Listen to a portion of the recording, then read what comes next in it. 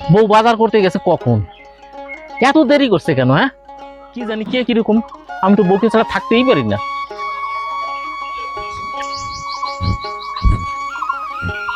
ওই তো আসছে।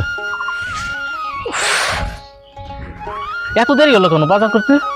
আর বলো না, মার সঙ্গে দেখা হয়েছে। দাঁড়াও বলছি। তুমি যদি বাড়ি না থাকো ভালো লাগে না। আমি কাটার ভয়ে মাছ খেতেই চাই না। মাকে বললাম দিও না দিও না, তবুও জোর করে কিনে দিল।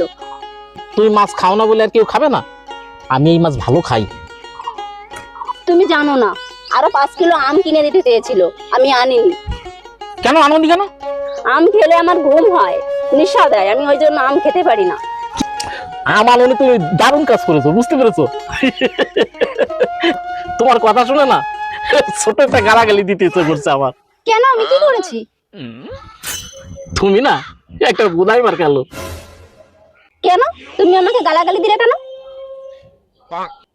আমার শাশুড়ি, উনি 5 কিলো আম দিতে চেয়েছে, আর তুমি বলছো আমি খাবো না, আমি খাই না। হ্যাঁ, এই ষষ্ঠীর বাজারে 5 কিলো আম ছাড়ে কেউ?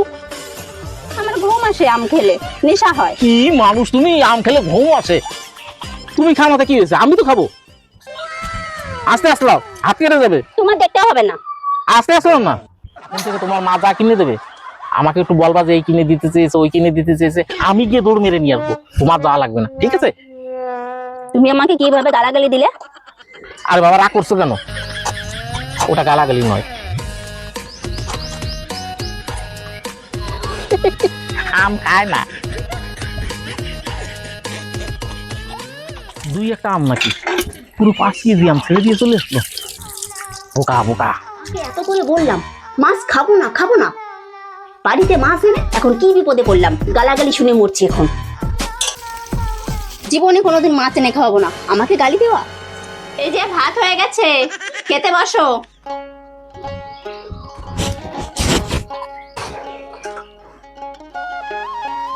শোনো, তোমার একটা কথা বলি, এই মাছ খেতে যেও না, গলায় কাটা ফুটবে।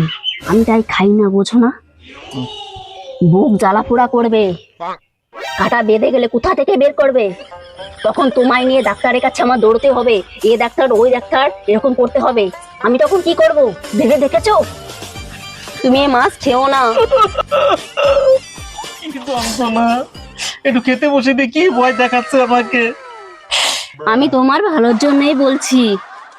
তুমি যাও, আমায় খেতে দাও। নাও, এখন বেশি করে খাও, পরে বুঝবে জ্বালাটা কি, তখন আমায় বলো না।